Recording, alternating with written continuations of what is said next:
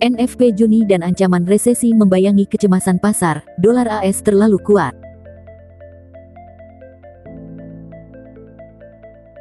Ingat untuk like, komen, subscribe, dan aktifkan lonceng notifikasi. Investor menyambut kuartal ketiga dengan kecemasan yang lebih tinggi tentang resesi, dan itu membuat laporan pekerjaan Juni Jumat ini menjadi katalis yang berpotensi lebih besar bagi pasar. Data non-farm payroll dirilis pada Jumat tanggal 8 Juli pukul 19.30 waktu Indonesia Barat. Non-farm payrolls Juni diperkirakan melambat dari 390.000 yang ditambahkan pada bulan Mei, tetapi masih menunjukkan pertumbuhan pekerjaan yang solid dan pasar tenaga kerja yang kuat. Para ekonom memperkirakan 275.000 pekerjaan ditambahkan pada Juni dan tingkat pengangguran tetap stabil di 3,6%, sama seperti bulan sebelumnya. Meski demikian, para ekonom menduga bahwa perlambatan dalam data ketenagakerjaan masih mungkin terjadi, karena kebijakan suku bunga Fed yang lebih ketat menekan pengusaha dan ekonomi.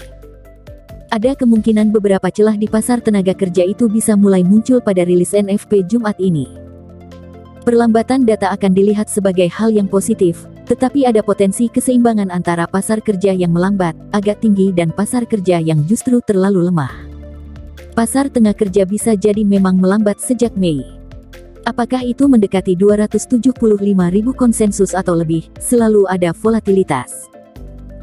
Bagaimanapun, angka tenaga kerja bisa saja berada di level 150.000 hingga 200.000 pada awal Q3, walau kemungkinan terbesarnya bisa saja lebih rendah pada akhir tahun.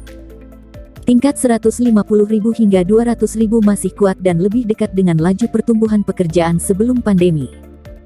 Potensi perlambatan tenaga kerja tersebut didukung oleh perlambatan data manufaktur ISM, termasuk komponen pengeluaran konsumen, pendapatan, dan komponen ketenagakerjaan dari survei manufaktur ISM Juni. Komponen ketenagakerjaan turun untuk bulan ketiga menjadi 47,3. Level di bawah 50 menandakan kontraksi. Tanda-tanda peringatan mulai muncul. Dan semakin kita melihat tanda-tanda peringatan itu mulai mengalir ke pasar tenaga kerja, maka semakin Federal Reserve harus memperhatikan. Hal inilah yang menjadi fokus pada laporan NFP Jumat ini.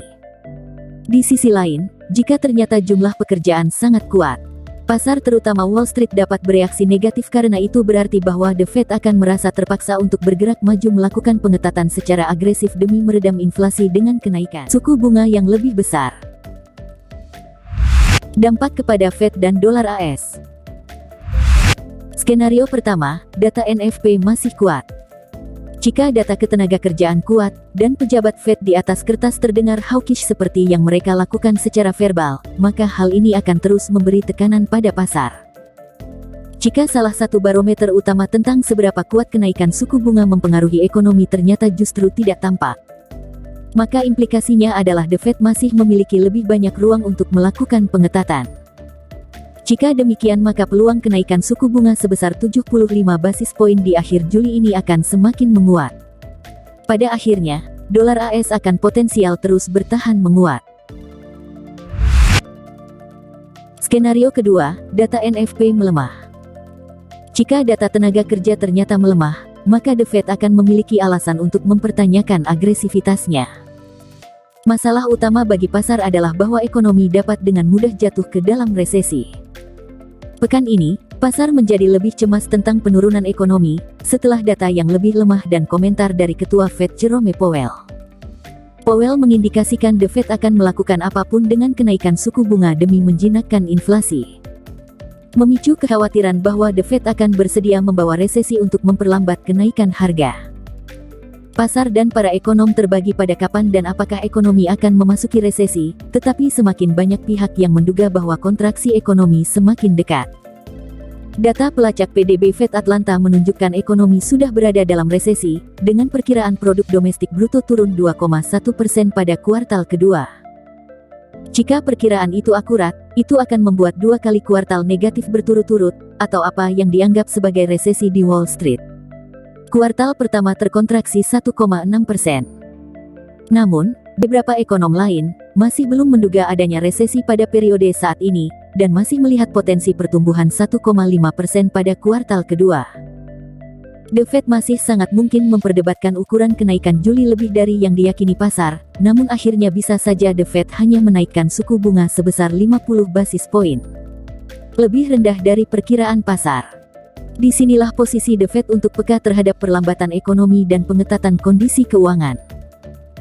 Dengan demikian, pelemahan data tenaga kerja akan memicu antisipasi pasar bahwa The Fed akan menurunkan agresivitasnya. Sehingga dolar AS akan menjadi sulit untuk bertahan menguat dan bahkan akan semakin rentan melemah.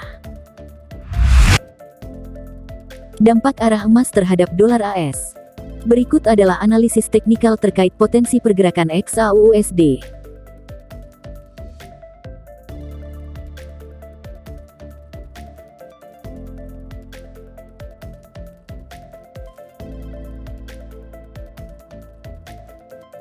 Demikianlah pembahasan Outlook kali ini.